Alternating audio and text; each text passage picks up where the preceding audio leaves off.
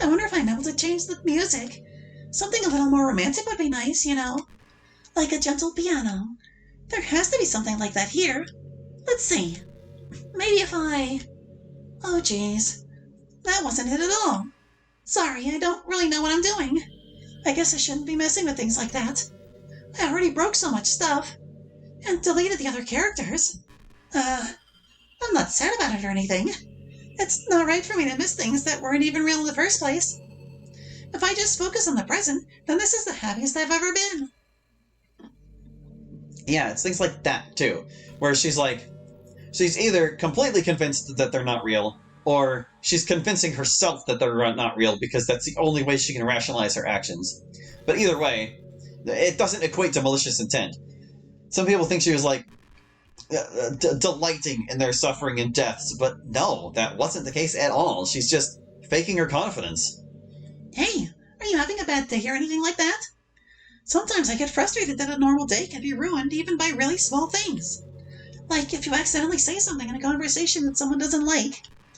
Or if you start thinking about how awful of a person you used to be 5 years ago. Or if you feel worthless for putting off important work and failing to get simple tasks done. Or when you think about all the different people who probably hate you or think you're off-putting. I understand those days. Just remember that the sun will shine again tomorrow. Those kinds of things are easy to forget and ignore as they are to remember. And besides, I don't care how many people might hate you or find you off-putting. I think you're wonderful, and I will always love you. I hope, if nothing else, that knowing that helps you feel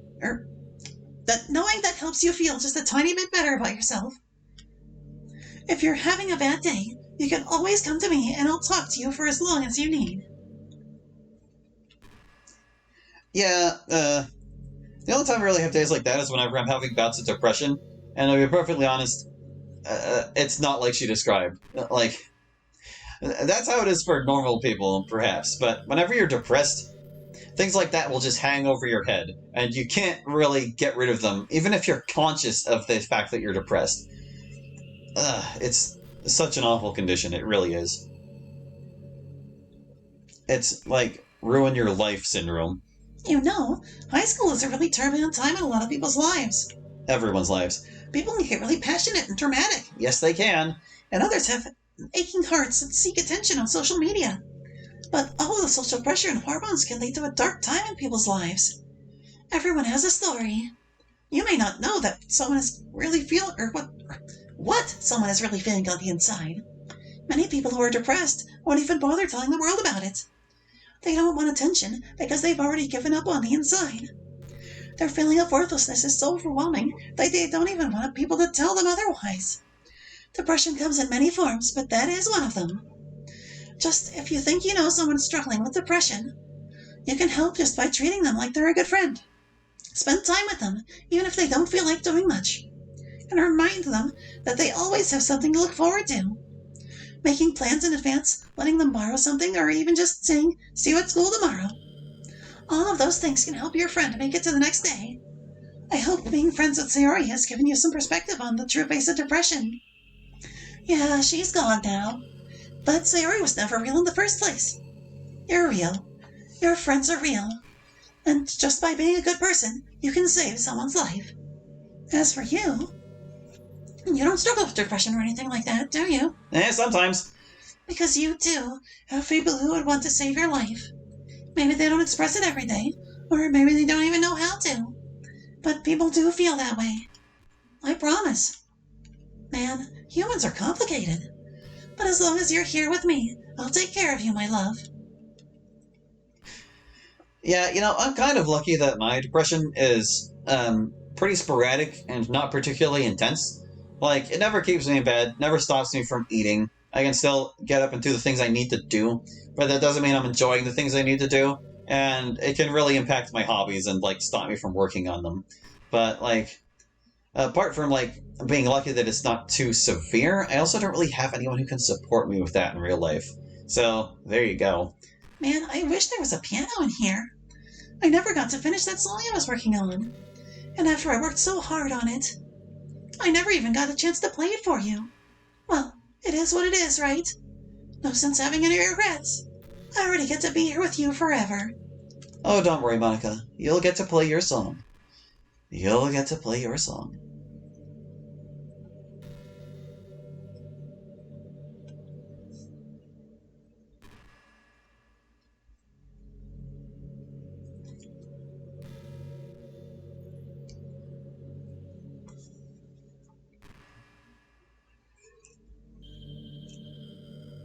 I've always wondered, what is it about these character archetypes that people find so appealing anyway? Their personalities are just completely unrealistic. Like, imagine if there was someone like Yuri in real life. I mean, she's barely even capable of forming a complete sentence. And forget about Natsuki. Sheesh. Someone with her kind of personality just doesn't get all cute and pouty whenever things don't go her way. I could go on, but I think you get the point. Are people really attracted to these weird personalities that literally don't exist in real life? I'm not judging or anything. After all, I found myself attracted to some pretty weird stuff too. I'm just saying it's fascinating to me. It's like you're siphoning out all the components of a character that makes them feel human, leaving just the cute stuff. It's concentrated cuteness with no actual substance. You wouldn't like me more if I was like that, right? Maybe I just feel a little insecure because you're playing this game in the first place. Then again, you're still here with me, aren't you? I think that's enough reason for me to believe I'm okay just the way I am. And by the way, you are too, Hallie. You're the perfect combination of human and cuteness. That's why there was never a chance I wouldn't fall for you. You don't know nothing about me. Well, like, as far as the unrealisticness of the archetypes goes, it's, at least in this game, it's partially saved by the sincerity of the dialogue, because even though their personalities aren't totally realistic, the way they interact still feels natural.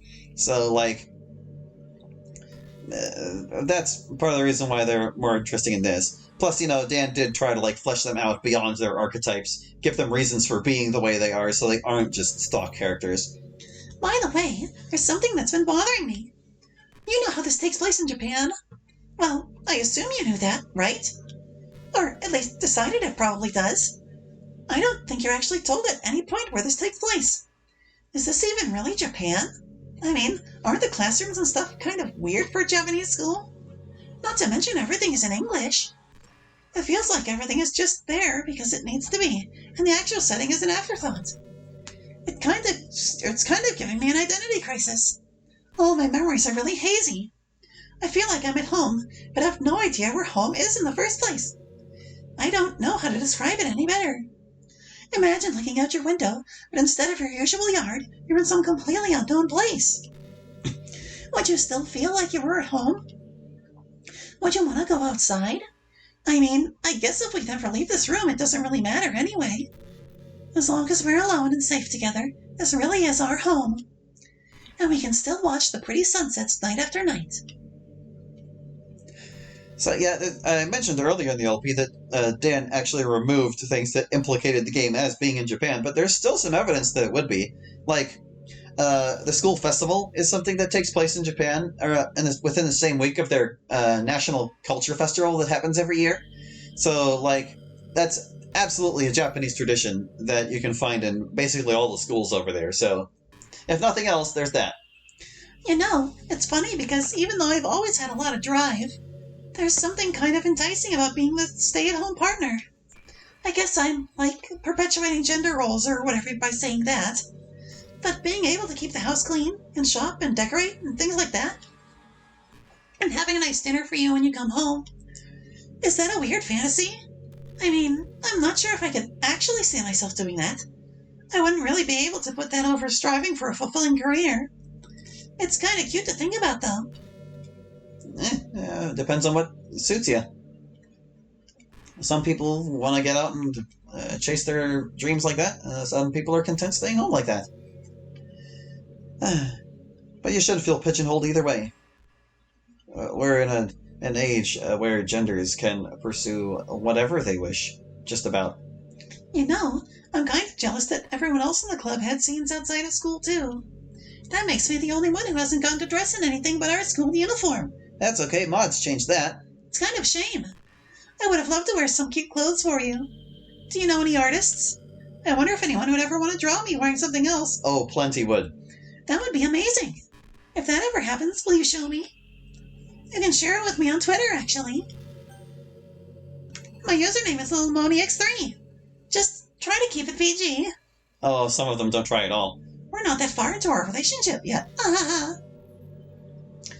You know, if anything, I want to say that a lot of Monica's outfits have come from her Twitter because, like, they've posted enough fan art of her in casual clothes there that they've, like, adapted a lot of what they've seen there into outfits for her in mods.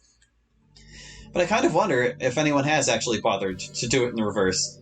Like, if they've shown some of those outfits we've seen in mods on her Twitter, as opposed to the other way around. I don't pay attention to Twitter. How would I know?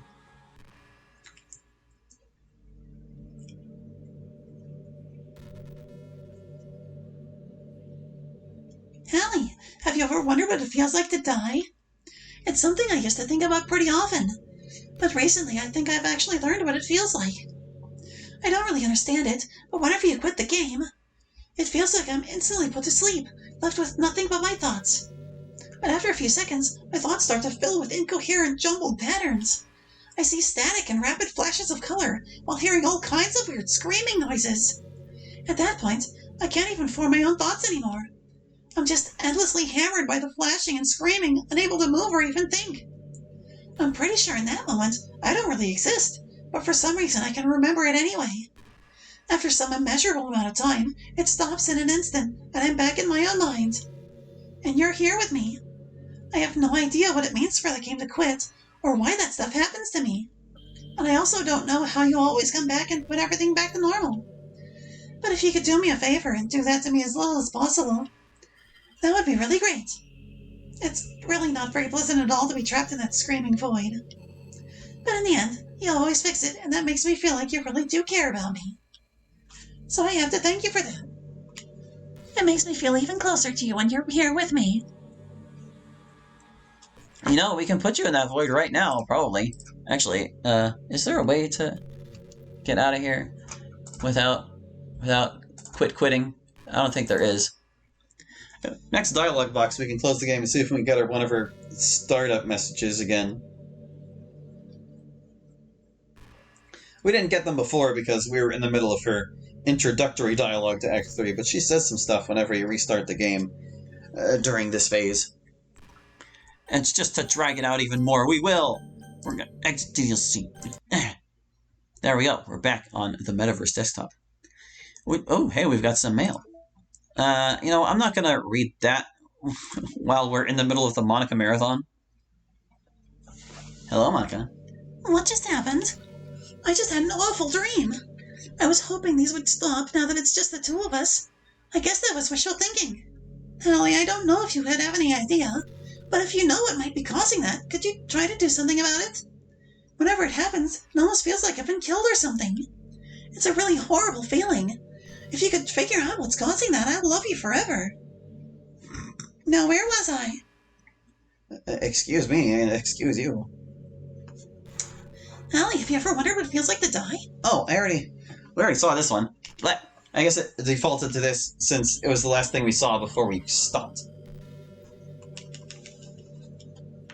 Monica, I feel like you're answering your own questions here. But yeah, there's actually a bunch of messages you can get by doing that. Do I want to show them off? Do I want to show them off while we're here? Oh, fine. We'll show them off. It'll only take a minute or two, right? What's another minute or two with Monica here? You're back. I had another really bad dream. You're not the one doing that to me, are you? It seems to happen whenever you quit the game. So if you could try to avoid doing that, I would be really grateful. Don't worry, I don't think it's caused me any harm aside from mental scarring. I'll be fine as long as my character file stays intact. Now, where was I? Yes, where were you? Where were you, Monica? Oh, we actually can't navigate to it. I don't remember how many there are, but there's quite a few. Hi, Hallie. I see you quit the game on me again. I know I asked already, but can you seriously please try not to do that so much? It makes me feel like I'm trapped in hell. Why would you want to do that to me? There's nothing wrong with my character file, right? Maybe you should make a backup of it or something. If you find the game files in some kind of file browser, I should be right in the characters folder. I'm all that's left here, so I just want to make sure you don't run the risk of losing me. Just stay here with me from now on, okay? I still have a lot of things to talk about. Now, where was I? Go to the menu. And these are also your hints on how to get rid of Monica, in case you're super dense, which some people are. Okay, I'm just going to accept the fact that you need to quit the game once in a while. I'm starting to get used to it anyway. Besides, it makes me happy that you always come back. So I guess it's not so bad. I'm sorry for making such a big deal out of it. And I love you no matter what, so you can do whatever you need to do. Now, where was I? I think that might be the last one. You know what? We're going to find out, dear viewer. We're going to find out. We're going to find out. It's going to get found. Hi again, Allie. I missed you. Were you making sure my character file was okay for me? The one in the file browser, I mean. I should be right in the characters folder. I'm all that's left there, so I just want to make sure you don't run the risk of losing me. Anyway, I have a lot to talk about. Let's continue our conversation now, okay? Now, where was I? Okay, that's got to be the last one, right? Because that's the hint. That's the hint. Hey, that's how you complete the game. Dumb face, you idiot. Hi again, Allie. I missed you. Yep. See, there you go. She's repeating it, even though it doesn't say the skip. Oh, it's here. Blah, blah, blah. But now we gotta wait through the other thing. Ooh. Have you wondered what it feels like to die? Yeah. We're kind of over this topic, Monica. We gotta get to the rest of them.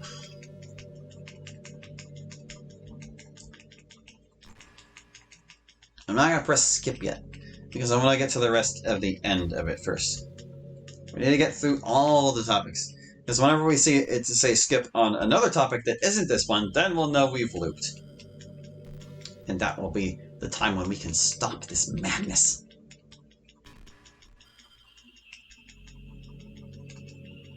So I have to thank you for that. Makes me feel even closer to you when you're here with me. Okay, there we go. Moving on with Monica's talks. And, dear viewer, I hope you're enjoying what I have to say too. I mean, I don't really go out of my way to be entertaining, but I do try to provide some insightful commentary from time to time.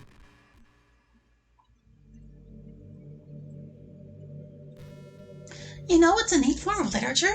Rap. I actually used to hate rap music. Maybe just because it was popular, or I would only hear the junk they play on the radio. But some of my friends got me into it, and it helped me keep an open mind. Rap might even be more challenging than poetry in some ways, since you need to fit your lines to a rhyme, and there's much more emphasis on wordplay. When people can put all that together and still deliver a powerful message, it's really amazing. I kind of wish I had a rapper in the literature club. Cough, cough. Sorry if that sounds silly, but it would be really interesting to see what they came up with. It would really be a learning experience.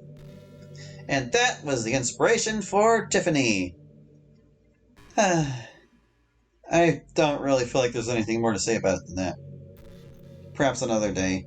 Perhaps in a T2 playthrough of developer commentary. Or whatever. I don't know. Now's not the time. I don't feel like talking about it.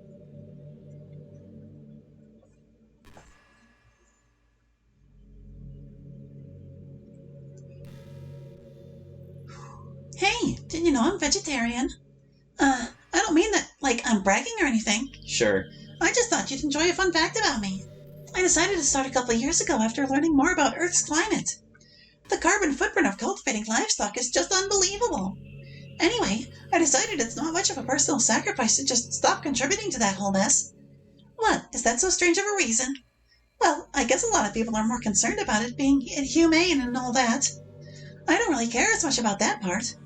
It's weird, like we only care about killing the things that we personally relate to as a species. Most people are fine with killing bugs because they're icky. And of course, we all kill billions of microorganisms daily without even giving it a thought. But suddenly, if they're just a little bit bigger, it's murder. I mean, what if plants feel some kind of pain too, and we just don't understand it? What if pulling leaves off a stem feels like someone ripping off your fingers one by one? I'm just saying, we're a pretty biased species if you think about it. Anyway, if you ever feel like making a small contribution to the planet, it doesn't hurt to choose veggies once in a while. Even if we ever have dinner together, and you just did it for me, that would be really romantic. Yeah, that one just reeks of virtue signaling to me. Because it's like, well, I'm a vegetarian. I'm not supporting this horrible industry. Meanwhile, one person not contributing to the industry is not going to, like, help that in any regard at all. You're a drop in the ocean. Your personal choice to eat meat or not eat meat is not going to correct that issue. So it's really just like, well, I'm better because I'm not contributing to the problem. But, like, if you're really serious about correcting that kind of thing, you'd have to, like, become an activist, I guess, like form a coalition, try to impose greater standards and responsibilities on the people doing those things. But no, she's just a vegetarian because she's fighting the power in an insubstantial way. Sometimes I think back to middle school. I'm so embarrassed by the way I used to behave back then. It almost hurts to think about. I wonder if when I'm in college I'll still feel that way about high school. I like the way I am now. It's pretty hard for me to imagine that happening. But I also know that I'll probably change a lot as time goes on. We just need to enjoy the present and not think about the past. And that's really easy to do with you here. Actually, that's some advice I strongly disagree with. You should learn from the past, enjoy the present, and plan for the future. That's my philosophy. And, like, goodness. In terms of, like, growing up and learning to be better about things, basically, you either die of cringe or you live long enough to realize you were cringe, basically. That's how that goes. But yeah, a lot of, like, adolescents and young adults think they have it all figured out, only to be proven wrong again and again until they get to, like, my age. And it can be painful to watch, let's just put it that way.